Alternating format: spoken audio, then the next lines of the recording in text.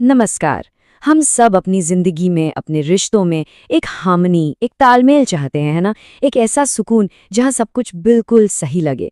पर इस अंदरूनी संगीत को पाने का रास्ता क्या है? चलिए आज इसी की पड़ताल करते हैं। तो सवाल यही उठता है कि हार्मनी में होने का, सामंजस्य में होने का असल मतलब क्या है? क्या ये सिर्फ दूसरों के साथ शांति से रहना है, या फिर इसका कोई और ज्यादा गहरा मतलब है?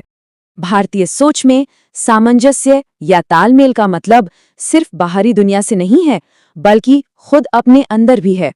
सोचिए, जब हमारे मन, शरीर और दिमाग में तालमेल नहीं होता, तो हमारी कथनी और करनी में एक फर्क आ जाता है ना?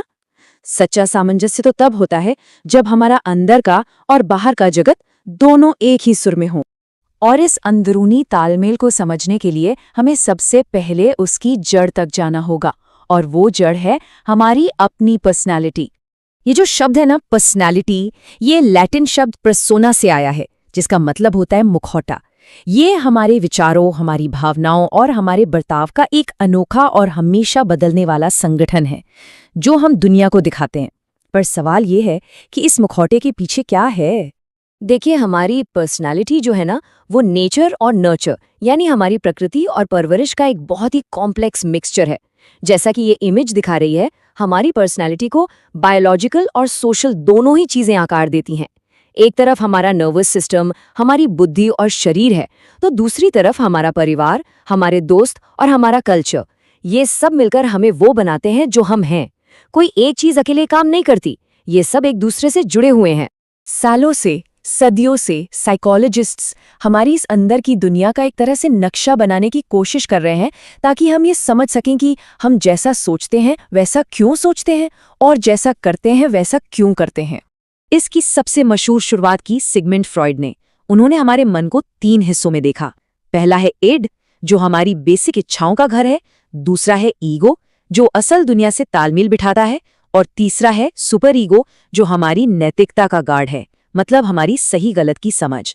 फिर आए ऑलपोर्ट जैसे थिंकर्स, जिन्होंने ट्रेट्स पर, यानी हमारे स्वभाव के लक्षणों पर फोकस किया। उन्होंने ट्रेट्स को 3 लेवल पर बांटा। कार्डिनल, जो किसी इंसान पर इतने हावी होते हैं कि वही उसकी पहचान बन जाते हैं, जैसे मदर टेरेसा की दया। सेंट्रल, जो हमारे आम लक्षण हैं, जैसे ईमानदारी या मजाकिया होना।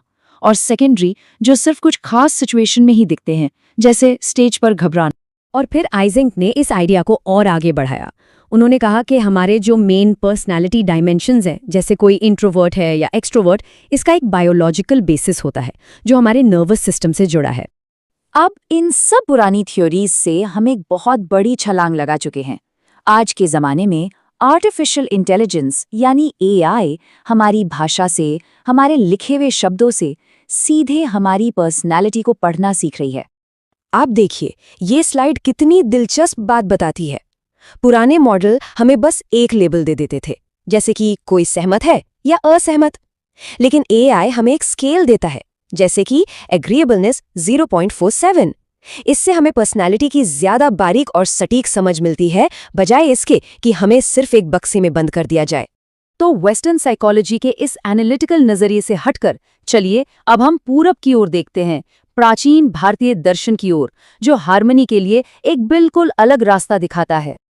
देखिए, अष्टांग योग सिर्फ एक्सरसाइज नहीं है, ये असल में पर्सनालिटी डेवलपमेंट और अंदरूनी हार्मनी पाने का एक पूरा स्टेप बाय स्टेप सिस्टम है। जैसा कि आप देख सकते हैं, ये एक सफर है।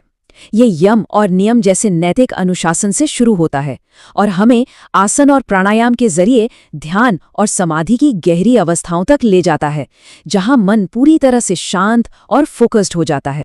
तो ठीक है, योग हमें अंदर से हार्मनी सिखाता है, पर इस अंदरूनी शांति को हम अपने बाहर के रिश्तों में कैसे लाएं?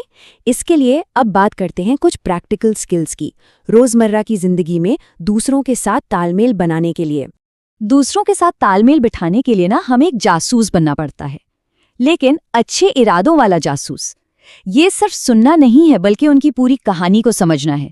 उनकी आवाज का टोन, उनके शब्द, उनके चेहरे के भाव, ये सब मिलकर एक तस्वीर बनाते हैं। ध्यान से सुनना और फिर सही सवाल पूछना, ये दिखाता है कि आप सच में उनकी बात में इंटरेस्टेड हैं, और यहीं से गहरे कनेक्शंस बनते हैं।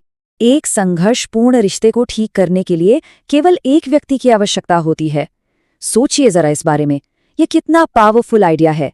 ये हमें याद दिलाता है कि हमें दूसरे के बदलने का इंतजार करने की जरूरत नहीं है। बदलाव की शुरुआत हम खुद से कर सकते हैं। तो बात की जड़ ये है कि हार्मनी बनाने की असली ताकत हमारे अपने विचारों को बदलने में है।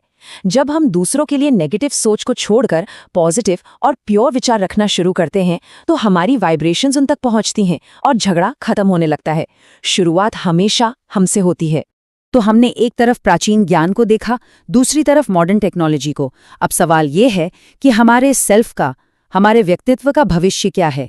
तो सोचिए, जैसे जैसे टेक्नोलॉजी हमारी पर्सनालिटी को पढ़ना सीख रही है, सवाल ये है कि हम अपनी पर्सनालिटी को लिखना कैसे चुनते हैं। क्या हम इसे बस अपनी आदतों और रिएक्शंस के भरोसे छोड़ देते हैं, या फिर हम योग और सेल्फ अवेयरनेस जैसे टूल्स का इस्तेमाल करके इसे जानबूझकर आकार देते हैं। हार्मनी बनाने की चाबी शायद इसी चुनाव में छुपी है।